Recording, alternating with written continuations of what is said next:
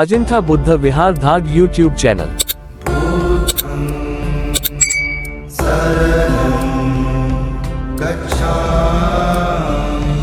नमो बुद्धाय जय भीम जय संविधान। अजिंठा बुद्ध विहार धाड अंतर्गत बुद्ध विहार जोडो अभियान या अभियानासाठी आजचं गाव आहे डोंगरूळ। तर धाडवरून डोंगरूळ हे 6 किलोमीटर आहे। तर चला जाऊया डोंगरूळला आणि बघूया तिथलं सुंदरसं असं विहार। नमो बुद्धाय जय भीम जय संविधान।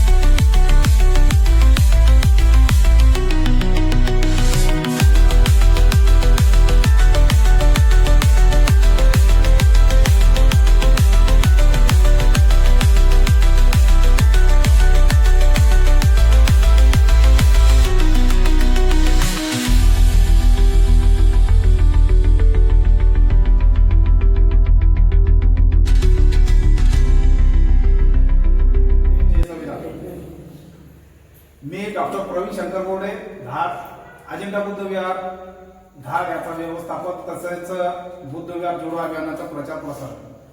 तर ही संकल्पना 1 जानेवारी 2026 भीमा कोरेगाव इथे आमचे जे मित्रमंडळ गेले होते तिथे मी संकल्प आयोजित केला की आपल्या जीवनाला जशी कलाटणी मिळाली तर आपला जे कल्याण धम्म आणि बाबासाहेबांचे विचारण झालं हे आपण कोणातरी वाटत चालतो। कारण बुद्धांनी सांगितलेलं आहे तुमच्याकडे जर ज्ञान असेल तर ज्ञानाचा साठा तुमच्यापर्यंत नका ठेवू, तो वाटत चालतो। म्हणजे काय होतं की तुम्ही ते वाटल्यानंतर ज्यांचं काही कल्याण होतं तो संकल्प होता तो 1 जानेवारीला आयोजित केला आणि 10 तारखेपासून 10 जानेवारीपासून माझं बुद्ध विहार जोडो अभियानासाठी मी तयार झालो आणि सर्वात प्रथम विहार म्हणजेच करडी घेतली। तुमच्या सारखाच प्रतिसाद मिळाला। त्यांना वाटलं आता डॉक्टर आला आणि धम्माचं सांगण पावती पुस्तक काढून 5-50 रुपयाच्या पावत्या फाडून जमा करून चालले। तर सर्वात मोठा प्रश्न तुम्हाला उद्भवलेला आहे तो डोक्यातून काढून टाका। मी काही तुमच्याकडे पावती पुस्तक घेऊन 5-50-100 रुपये दान मागायसाठी नाही आलो। मी माझा प्रपंच माझी परिस्थिती चांगली आहे। मला धम्माना बाबासाहेबांना तेवढं करून ठेवलेलं आहे आणि मी ते आचरण केल्यामुळे मला आणखी ते गतिमान झालेलं आहे। त्यामुळे दान मागायचा विषय या डोक्यातून काढून टाका। तुमचं इतकं छान सुंदरचं विहार आहे। या विहारासाठी जर काही लागत असेल पुस्तकांचा साठा धम्माच्या पुस्तकांचा साठा तर तो आमच्या विहाराच्या मार्फत माझ्या वैयक्तिक खर्चातून तो देणार। हा प्रथम तुमच्या मनाला समजून सांग। तर परत वळतो मी बुद्ध विहार जोडो अभियानासाठी। तर बुद्ध विहार जोडो अभियानाचा असा संकल्प आहे की आपल्या महाराष्ट्रामध्ये सोडा आपल्या जिल्ह्यात नाही तालुक्यात नाही आपल्या धाड सर्कलमध्ये 52 खेडे आहेत जे धाडला जोडलेले आहेत आणि प्रत्येक गावात एक ना एक बुद्ध विहार आहे ना। समाज मंदिर असेल किंवा बुद्ध विहार असेल त्या बुद्ध विहारात तथागत भगवान गौतम बुद्धांची बाबासाहेब आंबेडकरांची खूप सुंदर अशी प्रतिमा आपण पायी गोळा करून दानातून जमा करतो। बरोबर आपल्याकडून झालं तर ठीक, नाही तर आपण दुसऱ्या गावाला आपल्या नातेसंबंधामध्ये जे असतात त्यांना सांगतो की दादा भाऊ काका मामा मामी आमच्या गावाला मूर्तीची स्थापना करून राहिलो आम्ही त्याच्यासाठी दान मागायसाठी म्हणून राहिलो।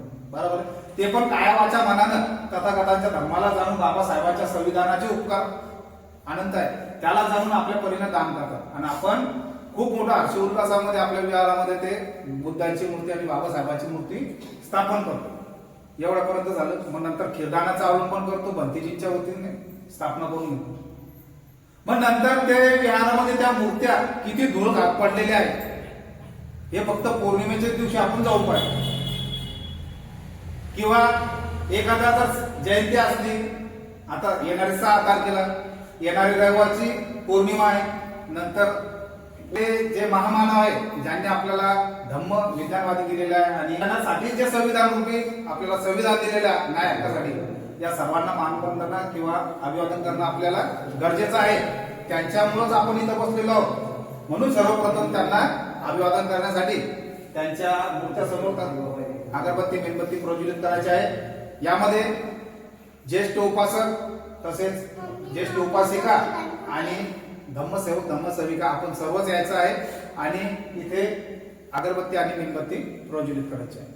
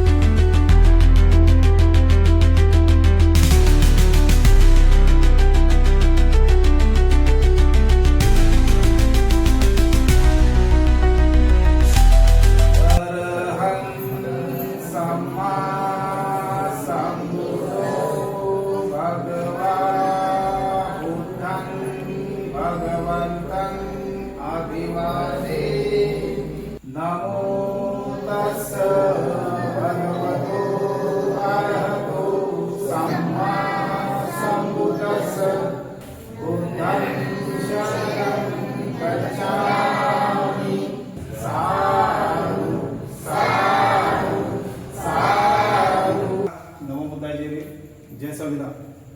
तर बुद्ध विहार जोडो अभियानाचा संकल्प असा आहे की प्रत्येक विहारामध्ये आपण दानाच्या माध्यमातून आपल्या पोटाला चिमटा देऊन बरोबर त्यानुसार आपण तथागत भगवान गौतम बुद्ध बाबासाहेबांच्या मूर्त्या आणतो आणि त्या स्थापित करतो. आणि नंतर मग त्या पौर्णिमेच्या दिवशीच आपण ते विहारात जातो किंवा समाज मंदिरात जातो आणि नंतर मग त्या दिवशीच आपल्या अंगामध्ये बुद्ध येतात, बाबासाहेब येतात. 14 एप्रिल आली की आमच्या अंगात बुद्ध येतात, बाबासाहेब येतात. बुद्ध जयंती आली की मग आम्ही बुद्ध होतो. बरोबर आहे. मग हे 3 दिवस सोडून 365 दिवसांमध्ये आपण 365 दिवस कशाचं आचरण करतो? तुमच्या कायावाच्या मनाला प्रश्न करा, तुमच्या बुद्धीला प्रश्न करा. म्हणजे मी सांगतो म्हणून नाही, बुद्धानं सांगितलेलं आहे तुमच्या बुद्धीला पहिले घासा आणि तुम्हाला पटलं तरच त्याचं अवलंबन करा. म्हणून आपण ज्या धर्मामध्ये आपण वावरतो आहोत तर त्याचं कुठंतरी पालन करणं आपलं प्रथम कर्तव्य आहे. आई वडिलांनी आपल्याला जन्म दिला बरोबर आहे आणि विज्ञानवादी धम्म बाबासाहेबांनी दिला.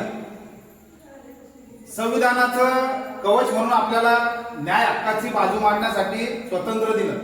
तर त्या बाबासाहेबांच्या विचाराची कितीपर्यंत आपण जोपासना करतो? बौद्ध धम्म संघाला आपण कुठपर्यंत जोपासना करतो? त्या दिवशी भंतीजी आले होते, 3 भंतीजी होती बरोबर. एक छोटे भंतीजी होते, 2 मोठे भंतीजी होते. त्या भंतीजींना किती जणांनी वंदन केलं त्या दिवशी? सर्व दुःखात होतं, शोकाकुल होतं. परंतु आदरणीय पूज्य भंती आपल्या गुरु चिवरधारी जे आहे, बुद्ध पुत्र ज्याला म्हणतो आपण, त्यांना आल्यानंतर किती जणांनी त्यांना वंदन केलं? त्यांनी त्याला पाहिलं तोंड वाकडी. बरेचशा जणांचं उदाहरण सांगतो मी. माझ्या जवळ बसलेले मी वंदन केलं आणि बाजूचे बसलेले तोंड वाकडे. अरे बापा भंतीचे आपले काय काम येते? ही परिभाषा आपली परिभाषा ही. कारण आपण बुद्ध धम्मा संघाला अनुसरलं नाही अजून. आपण बाबासाहेबांनी 1956 आपल्याला बुद्ध धम्म दिला. 56 पासून तर 26 पर्यंत 70-72 वर्ष होऊन राहिले. आपण कुठपर्यंत आचरण केलं? फक्त 14 एप्रिल आणि बुद्ध जयंती आलं त्यावेळेस आपण आचरण करतो 2 दिवस. आणि मग आमच्या महिला रात्री भजन म्हणतात पौर्णिमेला. आता इथं म्हणतात का नाही म्हणत काय माहित नाही आम्हाला. पण आमच्या विहारामध्ये आम्ही दर पौर्णिमेला परत दुसरा विषय असा की बाबासाहेबांनी 56च्या नंतर ज्यावेळेस सांगितलं की धम्म दिवस म्हणून रविवार पाळा. कोण कोण खरंच धम्म दिवस पाळते की रोज तर माझं येणं होत नाही विहाराला. परंतु मी दर रविवारी येऊन बुद्धांना धम्माला सांगायला बाबासाहेबांचे विचार इथे ग्रहण करतो. येतो कोणी नाही. आम्हाला पण तेच होतं 3 वर्ष अगोदर 4 वर्ष अगोदर. बाबासाहेबांची जयंती आली की आम्ही हुड वर्गण्या मागायचो.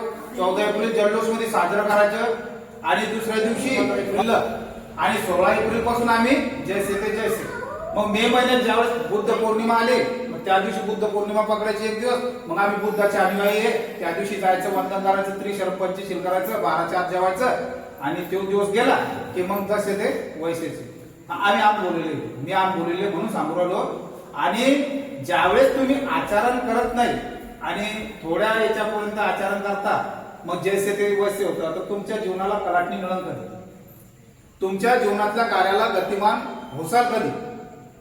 आज 3 वर्ष अगोदर रवी ओलबाई ते आमचा इतिहास काय होता धारचा, आणि 3 वर्षानंतरचा इतिहास काय? वर्षाच्या अगोदर परिस्थिती अशी होती की आम्ही तेवढा पुरतच यायचो, भंतीजी आले की दोन जे भीम करायचो, वंदन करलं की वो आले भंतीजी, आता दान मागायसाठी कोणतरी सोबत राहील, 10, 20, 50 द्यायचे आणि मोकळं व्हायचं. बरोबर. मग भंतीजींना राहायची व्यवस्था कुठं, त्यांचं धम्मदेश नाही ऐकणं, हे माहितच नव्हतं ना आम्हाला काय येतं. एवढे तत्वज्ञानी आपल्याला दिलेले बुद्ध धम्मसंघ. मग आल्यानंतर त्यांचं स्वागत समारंभ कसा करायचा, काय आलं बा चहा पाणी प्या, जेवण करा, मग तुम्ही तुमच्या घरी, आमच्या बिझी ना. आम्हाला इतकं काम आहे आमच्या मागं संसारामध्ये की आमच्या रोजचे जर आम्ही 10 मिनिटं जर धर्मासाठी दिले तर आमचं करोडाचं नुकसान होईल. किती करोडाचं नुकसान होईल, एवढे आमचे बिझनेस व्हायला चालले. हे आमच्यावरून बरं, माझ्यावरून. आम्ही असं करत होतो 4 वर्षापूर्वी. आमच्या एखादा बौद्धाचार्य आला, चांगला मार्गदर्शन सांगायला, काय बोल करू रे, याला काही कामच नाही दुसरं, आले पांढरे कपडे घालून सांगू लागतो, त्याच्यापेक्षा मी चांगलं सांगतो या चाल. मग हे विचार आमच्या मनात ज्यावेळेस उत्पन्न होत होते, कारण आमच्या चित्तात विकार भरले होते. बुद्ध धम्मसंघ आम्हाला माहितच नव्हतं. बाबासाहेबांचे विचार फक्त आम्ही एका दिवसापूर्वी जे कोणी सांगत होतं ते कोण ऐकलं नाही, कोण सोडून देत होतो. आता 14 एप्रिलचा ज्यावेळेस आपण कार्यक्रम आयोजित करतो तेवढं पुरतच करतो, नंतर विसरून जातो. विषय असा आहे की ज्यावेळेस आमचं बुद्ध विहार बनलं, बाहेरचं सोडून आतमधलं ज्यावेळेस विहार बनलं, थायलंडची मूर्ती आली, मग त्यावेळेस कळलं की बुद्ध धम्मसंघ कसं असते. ज्यावेळेस आमचे मुलं प्रवचना घेतली, 10 दिवस शिबिर केलं, चिवर अंगावर टाकले, तर 200 भिक्खूंना आम्ही सेवा दिली, त्यावेळेस कळलं बुद्ध धम्मसंघ किती गतिमान आहे. आपण जर आचरण केलं ना आपल्याला किती फायदा होतो. मग आपल्या मनातले विकार काढण्यासाठी आम्ही विपश्यना केल्या. ज्या बुद्धांनी सिद्धार्थ गौतमांनी ज्ञान प्राप्तीसाठी विपश्यनाचा मध्यम मार्ग अवलंबला होता, ते विपश्यना करून आलो. मग कळालं की आपल्या चित्तामध्ये किती द्वेष होते. बापा बापा बापा बापा, रवी भाऊ चांगलं काम करायला म्हणून त्याला मी घेऊन जळत होतो, याचा अभ्यास केला. बाई चांगल्या शेतामध्ये उत्पन्न घेऊन राहिली, याच्या विरोधात ट्रॅक्टर मक्का झाली, मग माझं चित्त काऊन जळून राहिलं, याच्यावर विचार केला. विपश्यनातून ते मधून शिकलो की दुसऱ्या प्रती जर आपण दोष ठेवला तर त्या दोषचं त्याला तर काही होत नाही, पण त्या दोषामुळे आपल्या शरीरावर जो आघात होतो, आपल्या जीवनावर जो त्याचा वाईट परिणाम होतो, त्यामुळं आपण दुर्गतीला जातो. आपल्या विचाराची कधीच प्रगती होत नाही, आपल्या संसाराची प्रगती होत नाही. म्हणून ज्यावेळेस विपश्यना केली त्यावेळेस कळलं, एकामागून एक कमीत कमी 8 जण आम्ही विपश्यना करून आलो. 4 महिला, 4 तरुण मित्र, धम्म मित्र. मग एकमेकाचे विचार जोडले की बुद्ध धम्म संघायचं असं करायचं. मग चांगल्या भंतीजींचं आम्ही धाड सारख्या नगरीमध्ये आम्ही पाचारण केलं. आम्ही यश भंतीजीचं नाव ऐकलं असेल तुम्ही. त्या यश भंतीजींच्या ज्या श्रीलंकेमध्ये अष्टधातू ज्या अरहंत जे लोक होते भगवंतांच्या काळामध्ये, त्यांचे अस्थि धातू त्यांनी श्रीलंकेहून आणले होते आणि बुलढाणा सोडून त्यांनी कुठंच नेले नाही. पण आमच्या महिलांची आणि आमची जे कार्य होते धर्माचे, त्या निसर्गानं आणि धम्माना त्याला गतिमान केलं आणि ते अस्थि धातू आम्ही धाडला. बघा, याला म्हणतात धम्म कार्य. तुम्ही निस्वार्थी जर धर्माचे कार्य केले तर तुम्ही इतके गतिमान होसाल की तुम्हाला सांगायचं काम पडणार नाही. तुमचा परिसर गतिमान होईल, तुमचं गाव गतिमान होईल. ते कधी करसाल? ज्यावेळेस तुम्ही बुद्ध धम्म संघ आचरण करसाल, तुम्ही विपश्यनेत असाल, ज्यावेळेस तुमच्या गावामध्ये भंतीजींचं पाचरण होईल, भंतीजींचे देशना ऐकसाल, भंतीजींनी सांगितल्याप्रमाणे तुम्ही आचरण करसाल, मग आम्ही भंतीजी बनावं नाही. तुम्ही नाही बनायचं, तुम्ही प्रवचन नाही घ्यायचं. हे जे 8 ते 10 वर्षाच्या वरती मुलं जे आहेत, 17, 18, 20, 22, 25, 30, 35, हे जे तरुण वयातले मुलं आहेत, ज्यांना अभ्यास करणं गरजेचं आहे, ज्यांना जीवनाला कलिटणी मायबापाचं स्वप्न पूर्ण करणं आहे, तुमच्या समाजाचं, आपल्या समाजाचं स्वप्न पूर्ण करणं आहे, अशा मुलांना तुम्ही 10 दिवशी शिबिरासाठी पाठवा. मग त्या शिबिराला पैसे लागतात का? मग आता 10-20 हजार रुपये लागतात का? नाही, 1 रुपयाही लागत नाही. फक्त तुमचा जाणं येण्याचा खर्च लागतो 100 दिवशी 200 रुपये. मग भौतिक व्यवस्था कशी होती? प्रश्न उद्भवतात ना. मग बनतीची बांधल्यावर बाबा भेटू बी देत नाही, मग तू रडण पडण तिकडं काही नाही होत. एकदा मुंडन केलं, चिवर परिधान केलं, तुम्ही बुद्ध पुत्र होता. आणि बुद्ध पुत्र झाल्याबरोबर तुमच्या मनात परिवर्तन होतं. जे मनात धाक राहते, भीती राहते अभ्यासाच्या बद्दलची, विचार गतिमान नाही राहत आपले, त्यावेळेस ते विचारांना कलाटणी मिळते. मग 10 दिवस तर असेच निघून जातात. पण त्यासाठी आपले पूर्व तयारी करावी लागते की मी खरंच बुद्ध धम्म संघाला शरण जाईल आणि बुद्ध धम्म संघात एवढे गतिमान आहेत, तसं मी गतिमान होईल. गतिमान होऊ शकता, पण कधी? ज्यावेळेस तुम्ही स्वतःचा निर्णय केला. 10 दिवसाचे शिबिर जिथं कुठं असेल त्या शिबिराचं मी तुमच्या ग्रुपला मी माहिती टाकणारच आहे. त्या शिबिराला आवर्जून जा तुम्ही, तरुण मित्र, तुम्ही धम्म मित्र. 10 दिवस प्रवचन घ्या. एक जणी तुमच्या गावातून गेला, तुमच्या पूर्ण गावाला कलाटणी मिळते. कारण त्याच्या स्वभावामध्ये, त्याच्या परिस्थितीमध्ये जे निसर्ग धम्म त्याला गतिमान करत, ते पाहून तुम्हाला बदल समजेल की वा ह्यो प्रवचन धारण केला, 10 दिवस शिबिराला गेला, पण इतकी मोठी कलाटणी घेतली. त्याच्या वागण्यात, त्याच्या बोलण्यात, त्याच्या राहण्यात, त्याच्या विचारात, त्याच्या खाण्यात, त्याच्या पिण्यात एकदम बदल होऊन जाईल. आणि ते पाहून तुम्ही अचंबित होसाल. आणि तुमच्या घरामध्ये जर दुष्कर्म किंवा मग कोणी व्यसनी असेल, एक विषय बरं, तंबाखू खाणार म्हणा, सुपारी खाणार म्हणा, गुटखा खाणार म्हणा, एखाद्या दारू पिणार असेल, एक सांगू राहिलो, तर त्या माणसावर असा परिणाम होईल त्या मुलाचा की तो 7 दिवसामध्ये त्याचं व्यसन, म्हाताऱ्या बाया तंबाखू खातात, त्याचं व्यसन हे ऑटोमॅटिक त्यांच्या परिवर्तनानं तुमचं घर घडलं. आणि तुमचं घर घडलं म्हणजे तुमचा परिसर घडलं, परिसर घडला की गाव घडलं. एवढं मोठं शक्ती धम्मामध्ये आहे, बुद्धांच्या विचारामध्ये आहे, बाबासाहेबांच्या विचारामध्ये आहे. आज मला सांगा, मी इथं आलो, तुम्ही कशामुळे जमा झाले? की काहीतरी नवीन ऐकायला भेटलं, बाबा हे पोरग्या आला धाडवरून, तर हे काहीतरी एक तर पैसे मागायला आला असेल, नाही तर काही दुसरं सांगायला आला असेल, तर चला आपण काहीतरी ऐकायला. तर हे विषय तुमच्या मनात आलेले जे प्रश्न आहे, तर हे तुम्हाला धम्म आणि निसर्ग तुम्हाला इथपर्यंत घेऊन आला. मी नाही घेऊन आलो, मी मध्यम दुवा आहे. मला जे करायचं आहे किंवा जे चालायचं आहे ते करूच राहिलो मी. मला धम्म आणि निसर्गाने इथं पाठवलं आणि तुम्हाला पण धम्म आणि निसर्गानं इथं जुळलंच नाही. आज पण जुळत नव्हतं, परंतु आज निर्णय केला जायचं धम्म आणि निसर्गाने एवढं जुळलं. म्हणून माझं सांगणं आहे, ह्या ज्या मुली आहेत यांना जर घडवायचं, हे मुलं जे आहेत यांना जर घडवायचं, कसं घडवायचं? यांचा अभ्यासात लक्ष लागतं. थोडं बैसरे बाई बैसरे भाऊ म्हणूनच अभ्यास करतात. स्वतःहून कोणता विद्यार्थी मनानं म्हणतो की मी आता अभ्यास करायला बसतो 1 सोडून 2 तास, आहे तुमच्या कोणी असं? तू करते बाई, किती तास करते अभ्यास? 6. किंवा कोणत्या वर्गात येतो? वा वा, कोणत्या शाळेत? इथं चला, खूप खूप साधू. असे विद्यार्थी जर घडवायचे असेल तर ज्यांच्यासाठी जर लागणारे काही सामग्री आहे, पुढे चालून भविष्यात तिला काही स्पर्धा परीक्षेचं जर आयोजन करणं असेल तर त्याच्यासाठी लागणारे सर्व पुस्तकं, तिच्यासाठी लागणारी जर एखादी अकॅडमी जर आमच्या ओळखीची असेल किंवा आमच्या बजेटमध्ये असेल तर त्या अकॅडमीचं आम्ही नियोजन करणार विहाराच्या मार्फत. असे विद्यार्थी घडले पाहिजे. पण नाही तर पुस्तक घेऊन बसायचं, 1 घंटा वाचायचं आणि 5 मिनिटं पण लक्षात नाही ठेवायचं, याला काहीच फायदा. तुमच्या एवढ्या उपासक उपासिकातून इथं स्टेजवर जर बोलू तुम्हाला तर कोणाला बोलल्या जाईल? बाबासाहेब, छत्रपती शिवाजी महाराज, मा जीवराव, मा मानव, मा माय माय, कोणाला बोलल्या जाईल? तर तुमच्यामधून आता हे जे बसेल यांच्यापैकी की मी बोलू शकतो किंवा मी बोलू शकतो, तू बोलू शकते? रवी भाऊ तुम्ही बोलू शकता का? तू रे बाळा, तू खाली पावला, तू तुमच्यापैकी, पण तुमच्यापैकी जाऊ द्या, महिलांपैकी एखादी महिला इथे येऊन गाणं म्हणू शकते बाबासाहेबांचं बुद्धाचं? नाही नाही, थांबा थांबा थांबा आजी, असं नाही नाही बा.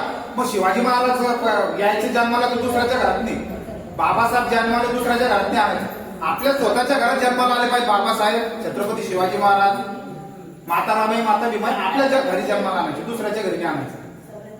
त्यावेळेसच घडणार आहे आपण.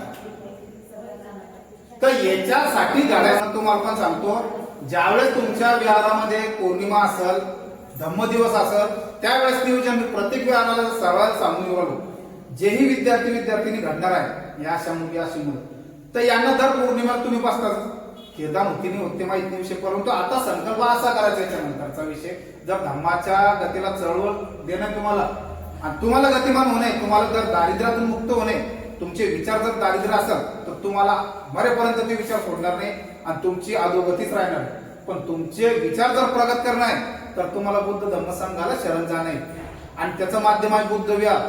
आणि बुद्ध विहारात आल्यानंतर अगरबत्ती मेणबत्ती लावूनच आपल्याला वंदना घेऊन इथून सुरुवात करणार. तद्वतच 1 तारखेला पौर्णिमा येणार आहे. पौर्णिमेला धम्मदानातून कीर्तन जसं आमचं चालू आहे 8 महिन्यापूर्वी तसं आयोजित करा. प्रत्येक घरातून 1.5 लिटर दूध 1 लिटर दूध असं आयोजन करा. पैसे घेऊ नका. पैसे घेतले म्हणजे मनाला तडा जातो, वादविवाद होतात आणि दुभंग होतो. म्हणून आम्ही पण पहिले मी तेच चालवत होतो 2 वर्षातून. पण मला कळालं की रवी भाऊच्या घरी खीर आहे किंवा डॉक्टर परवीन गोडेच्या घरी खीर आहे तर ते पुण्य सगळं आम्हालाच भेटून राहिलं. तुम्ही फक्त खीर प्यायली उरली काय वाचान वाचान मनानं म्हणवले का तुम्ही की परवीन गोडेच्या घरी खीर उरली खूप चांगलं कीर्तन करू लागला असं नाही म्हणत तुम्ही. खीर भेटली वंदना घेतली चला घरी. म्हणून काय करायचं, एवढं मोठं विहार आहे आमच्याकडे तर एवढे पण नाही. एवढं जर असतं तर आम्ही कुठं कुठं असतो. आजी फळ चालत 3च पाणी आमच्याकडे पण तेच वाचन. मी तेच सांगू तुम्हाला, परिवर्तन घडवण्यासाठी काही कालावधी ऐका ना. आता परिवर्तन घडून आणायचं तुम्हाला. जे झालं आता भूतकाळात किती बी गेले तुम्ही तर दुःखच आहे. चांगल्या गोष्टीला आपण आपलं चित्त वळतं का की मी आतापासून संकल्प करते किंवा करतो मी येणाऱ्या पौर्णिमेला माझ्या वतीनं 2 लिटरचं दान करेन आणि आम्ही सार्वजनिक कीर्तन करू, हर्ष उत्साहानं करू. जिच्यामध्ये मी तुम्हाला पुस्तकाचं आयोजन करून देतो. कोणाला पाली भाषा येत असेल, वाचता जात असेल त्या गाखाई पठण करायच्या. बाबासाहेबांनी जो धम्मदिवस सांगलेला आहे रविवार, रोज तर काही येणार नाही तुम्ही. दर रविवारी जरी तुम्ही आता तुम्हाला पुढची प्रक्रिया सांगतो मी. दर रविवारी आजच्या 3रा रविवारी काका 3ऱ्या विहाराला आजचे 13 तुमचं धरून 14वा विहार आहे. 6 विहार दर रविवारी संध्याकाळी आपले कामधंदे थोडं बाजूला साडून 6 ते 6.5 तास येऊन वंदना घेऊन राहिले, त्रिशरण पंचशील घेऊन राहिले. लहान लहान मुलं 2-2 मिनिटाची स्पीच देऊन राहिले. हे माझ्या भल्यासाठी मी फक्त तुमच्या गावात आलो तुम्हाला सांगितलं, तुम्हाला गतिमान झालं. तुम्ही तुमच्या मनानं गतिमान झाले ना. मी रोज येणार तुमच्याकडे. तुम्हाला जर गतिमान स्वतःला करणं असेल, तुम्हाला तुमचं भविष्य जर चांगलं घडवणं असेल याच्यापेक्षा तर तुम्हाला बुद्धाला धम्माला संघाला बाबासाहेबांच्या विचारालाच शरण जाणं आहे. बाकी तुम्ही काही बी केलं तर तुम्हाला कलाटणी मिळणार नाही. तुम्ही किती पैशावाले, तुम्ही किती शेतकरी आहे, तुमच्याकडे 100 एकर बी असलं तर ते कामाचं नाही. कलाटणी मिळण्यासाठी काय राहील विषय, बुद्धाचे विचार. त्यावेळेसच तुम्ही प्रगतशील विचार होता. तुमच्याकडे करोडो रुपये संपत्ती असले पण तुमचे विचार जर भरकटलेले असेल तर तुमचा काहीच फायदा नाही ते संपत्ती राखून किंवा तुमचे शेतावाड्या राखून. ज्यावेळेस तुमचे विचार प्रगतशील होईल त्यावेळेस तुम्ही खूप गतिमान होसाल. अशा या मुलांना जर तुम्हाला स्टेज डेअरिंग बोलवायची असेल, आता जर एखाद्या मुलाला म्हटलं मी इथे बोल नाही रे बाबा मी येतच नाही तिथे. म्हणून दर रविवारी इथे यायचं. आपल्या मुलांना एक विषय द्यायचा. छत्रपती शिवाजी महाराज असो, माता जिजाऊ असो, माता रामाई भीमाई किंवा जे महामानवाचे पाठ करून दे बाबा. रविवारी पुढचा चल पाठ करून ये, तुला बोलणे 2 मिनिटं. किंवा तुझ्या शाळेत जे पाठ चालले शनिवारी ते आम्हाला समजून सांगितलं. असं जर तुम्ही दर रविवारी केलं तर तुमचे मुलं उद्या इतकं भविष्य घडतील. तुमच्या मुलांना इतकी डेअरिंग येईल. बोलणार कोण आहे? तुमचेच मुलं. ऐकणार कोण आहे? तुम्ही. चुकलं बी तर बाळा असं नाही, पुढच्या वेळेस चांगलं येणं डेअरिंग येते माणसाला. हा तर तुम्ही काय करा, आमची जी अंगणवाडीची टीम महिला आहे त्या सर्व सुशिक्षित आहे. तुम्ही पण सुशिक्षित आहे. तर कसं करायचं, धर्माचं एकच विषय सांगतो मी तुम्हाला. बाबासाहेबांनी तुम्हाला धम्मदिवस दिलेला आहे रविवारचा. 7 दिवस आपण कामाला जातो. बाबासाहेबांनी 7 दिवस कामाचे सांगितलेले आणि 7 दिवसातून 1 दिवस रविवारचा आपल्याला फक्त अर्धा तास धम्मासाठी द्यायचं सांगितलं. काहून की त्या बुद्ध विहाराचं केंद्रबिंदू बाबासाहेबांनी काय म्हणून मानलं की बुद्ध विहार हे शांततेचं ठिकाण आहे.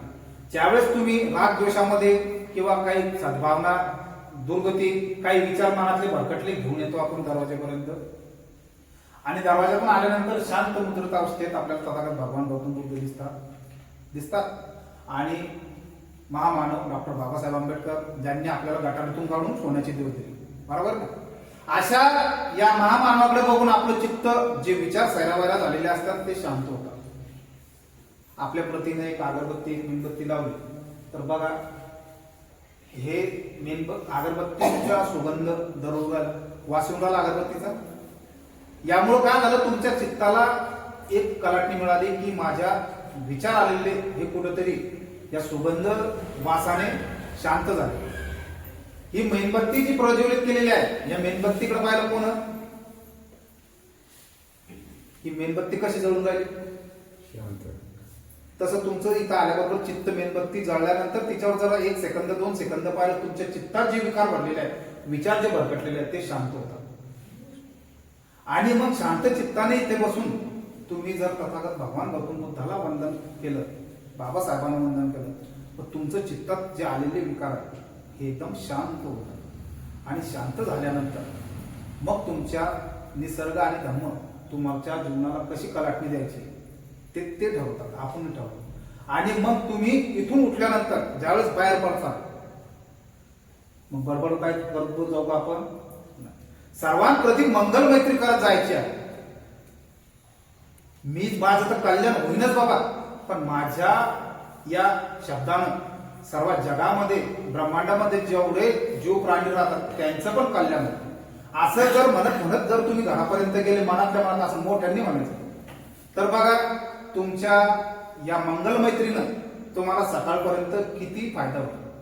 तसंच ही मंगल मैत्री झोपताना जर केली तुम्ही, वयोवृद्ध तुम्ही बाबा हे जे वयोवृद्ध उपासक आहे, तरुण मुली, ह्या मुलीने तर पहिले करावं मंगल मैत्री.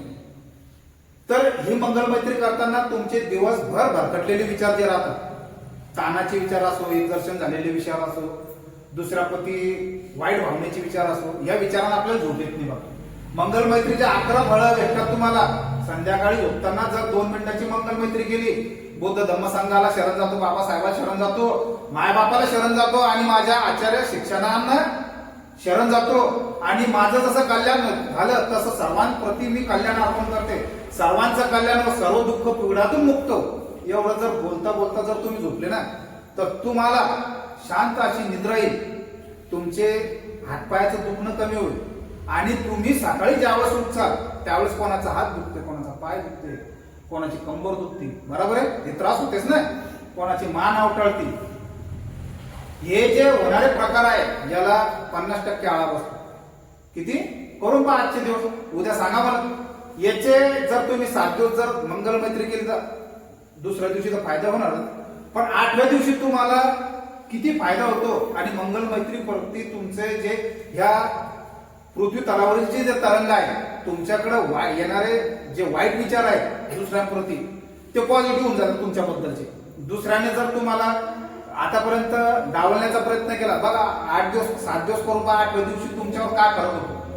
आणि नाही फरक झाला तर मग मी तर आहे तुमच्यासमोर, मी काही बाहेरचा राज्यातला नाही का बाहेरच्या राज्यातला नाही, ते चाला बा डॉक्टर आता सांगून गेला काही फरक नाही पडला. आजमावून पहा तुम्ही सगळे विद्यार्थी, तुम्ही राहिला शेवटचा पॉईंट तो सांगतो आणि मग मी तुमची रजा घेतो.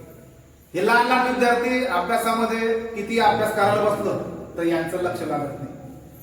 या म्हातारा बाया, तरुण धम्मसेवक, या सर्व तुम्ही महिला, सर्वांसाठी माझ्यासाठी बोल. आपण ज्यावेळेस कोणतीही गोष्ट करायला गेलो तर आपल्याला त्या गोष्टीत मन लागत नाही, आपलं चित्त भटकत राहते, बरोबर आहे. आता इथे एका सेकंदात तुम्ही इथे, तुम्ही फक्त शरीराने इथे, पण तुमचे मन बाहेर जाऊन येऊ राहिले. 2 मिनिटं 1 सेकंद माझ्याकडे पाहू राहिले आणि 1-2 सेकंद बाहेर मिळून जाऊ राहिले. हे कामुळे कशामुळे होऊ राहिलं, कारण तुमच्या चित्तात अतिशय जे झाडावर उड्या मारणार वाहन कसं राहते तसं मन आहे आपलं, ह्या डांगून त्या डांगून, त्या डांगून त्या डांगून, बरोबर. हा विपश्यनाचा भाग सांगू राहिला तुम्हाला. तुमचं मन एकाग्र करायला, तुमच्या चित्तातून विकार काढायला आणि अभ्यासामध्ये कॉन्सन्ट्रेशन करायला. वाचू राहिले तुम्ही पण बाई मला लक्षच नाही लागू राहिलं, मला राग होत नाही, मग पेपराच्या वेळेस गडबड होती की नाही. आपण वाचलं तसंही पण आठ होत का नाही, बरोबर आहे की नाही. तर सर्वांसाठी सांगतो मी, सकाळी उठल्याबरोबर विपश्यनाचा हा मेन पॉइंट आहे जे सिद्धार्थ गौतमांनी केलेला आहे ज्ञान प्राप्तीच्या अगोदर. आनापान सत्र म्हणतात. उठल्याबरोबर त्रिरत्ना वंदन करायचं आहे, बाबासाहेबांना वंदन करायचं आहे, लगेच गोधडीतून उठायचं नाही. आणि संत गतीनं आपला श्वास कुठून येत आहे, कुठून जात आहे, कोणत्या नाकपुडीतून येत आहे, कोणत्या नाकपुडीतून जात आहे, थंड आहे का गरम आहे. नाही तर मग पोटातून ओढायचा, श्वास तर येऊ राहिला पण कुठून येऊ राहिला, तसं नाही करणं आपल्याला. आता कशी बसेल तुम्ही शांत चित्तानं, आता पहा बरं श्वास कोणत्या नाकपुडीतून येऊ राहिला, पहा किती वेळ लागतो तुम्हाला पाहायला की माझा श्वास कोणत्या नाकपुडीतून येऊ राहिला, थंड येऊ राहिला का गरम येऊ राहिला. 5 मिनिटं की तुम्हाला ते नाकच झाडायला लागेल नाकपुडे म्हणून. नाही ही परिस्थिती भाई बाळा, ही परिस्थिती आहे. नाक झाड म्हणजे मन येते, मन तुमचं नागपुढे ते सांगणार नाही लवकर, मन भरपूर राहील ना. मग त्या मनाला आपल्याला एकाग्र करण्यासाठी आपल्याला नाक झांबल नाही. मग नाक झांबल्यानंतर आपल्याला नागपुडीत जाणे, मग नागपुडीत गेल्यानंतर मग ह्यो करताय का ह्यो करताय. मग हे पायासाठी तुम्हाला जातील 1 घंटा. किती घंटा जाईल? 1 घंटा. त्याच्यासाठी सकाळी सगळं शांत राहते, मन विचलित होईल राहत नाही. आणि आपण ज्यावेळेस उठतो त्यावेळेस मन प्रसन्न राहते, म्हणून मन एकाग्र राहतं. त्यावेळेस आपला नाकावर श्वास ठेवायचा, 2 मिनिटाची प्रक्रिया करायची फक्त, की थंड येतो की गरम येतो. आणि मग नंतर आपल्या दिनचर्याला सुरुवात करायची. किती मिनिटाचं आहे? 2 मिनिट. संध्याकाळी झोपायच्या अगोदर पण तसंच करायचं. मग यामुळे काय होईल, तुमचं कॉन्सन्ट्रेशन जे आहे, दुसऱ्या प्रतीचे जे दोष भावनाचे जे आहे, मन जे याच्याजवळ इतके पैसे त्याच्याजवळ ते विचार आपल्या आप गायब होणार. त्याची साधारण प्रक्रिया आनापान. तर येणारी जी पौर्णिमा आहे किंवा जो धम्मदिवस सांगितलेला आहे बाबासाहेबांनी, आता आमच्यापर्यंत आमच्या विहाराला 3 वर्ष झालेले आहे. आम्ही दर पौर्णिमेला तथागत भगवान गौतम बुद्ध यांच्या प्रतिमेवरचं चिवर बदलत असतो. आणि सर्वात मोठा प्रश्न, आपल्या जीवनाला कलाटणी देणं आहे तर आपण बुद्ध धम्म संघाशिवाय पर्याय नाही आपल्याला. म्हणून आमच्या अजिंठा बुद्ध विहार आणि बुद्ध विहार जोडो अभियानाचा जो संकल्प आहे तो हाच आहे की प्रत्येक बुद्ध विहारामध्ये दर रविवारी आपण जायला पाहिजे. जसं माझी दर रविवारची पोस्ट असते की स्वतःमध्ये आणि परिवारामध्ये जर आपल्याला परिवर्तन करायचं असेल आणि सुसंस्कृत समाज जर घडवायचा असेल तर आपल्याला बुद्ध विहारात जायलाच पाहिजे. बुद्ध विहारात गेलं म्हणजे ज्ञानाची देवाणघेवाण होईल. इथं आल्यावर आपण दुसरं काही बोलू शकतो का? इथं जर इथं पुस्तक उपलब्ध असते, गाथाचे पुस्तक असते, तर ह्या मुली हे मुलं इथं उभं राहून तुमचे गाथा पठण करू शकता. विचाराची देवाणघेवाण आहे ना.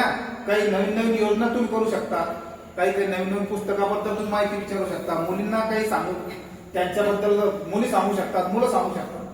अशी परिक्रमा घडवण्यासाठी हे बुद्ध विहार जोडो अभियान चालू आहे. यामध्ये तुमच्या जीवनाला तुम्ही गतिमान करा आणि बुद्ध धम्म सांगितल्याप्रमाणे तुम्ही आचरण करा. आता नमो बुद्धाय, जय भीम. जय भीम. येणाऱ्या पौर्णिमेला कीर्तन करणार आहे आणि धम्मदिवस पाळणार आहे. जय जय भीम. मी सुलेखा संजय लोखंडे बोलते. तुम्ही इथं आले, 2 शब्द आम्हाला ऐकवले, खूप छान वाटलं. त्याबद्दल तुमचे खूप खूप आभार. त्याबद्दल तुमचे खूप खूप आभार आणि जय भीम.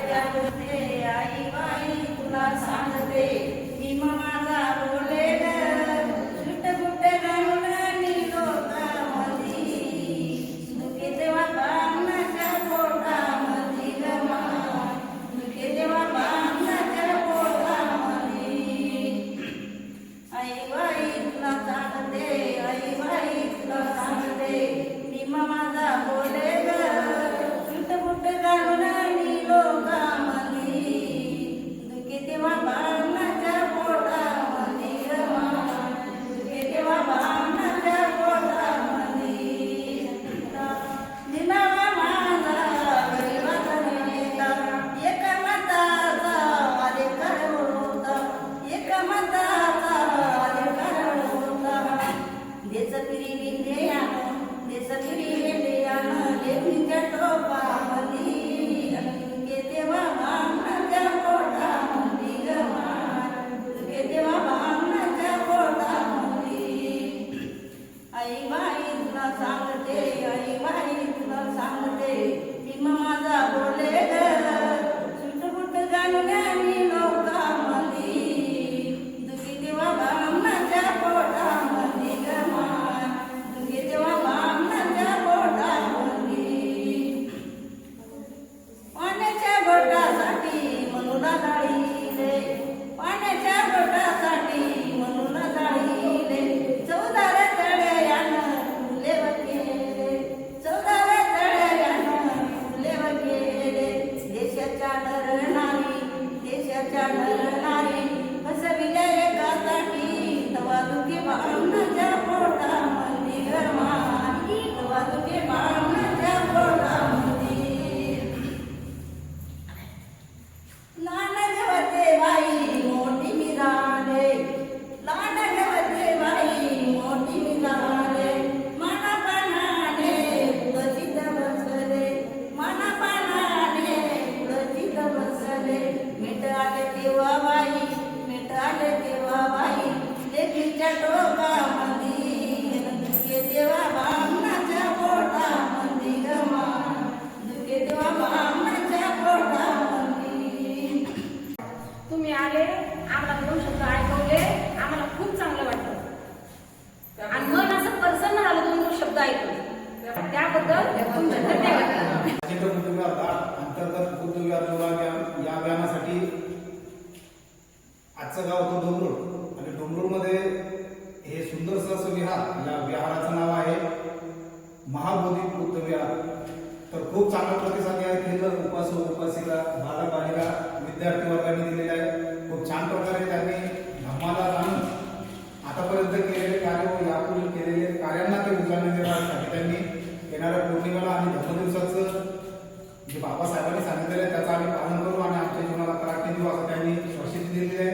तर बघूया आपण आता रविवारी पौर्णिमा पण आहे धर्मदिवस पण आहे कोणत्या प्रकारे आचरण करतात आणि कसे व्हिडिओ पाठवतात आपल्या या अभियानासाठी. तर यांचे पुनश्च एकदा मी अजिंठा बुद्धविहार धाड व्यवस्थापक या नात्याने तसंच बुद्धविहार जोडा अभियानातील सर्व सदस्य आणि डॉक्टर प्रवीण मोरे धर्मसेवक या नात्याने सर्वांचे अभिनंदन करतो आणि आभार व्यक्त करतो की आपण या अभियानात सामील झालेले आहे.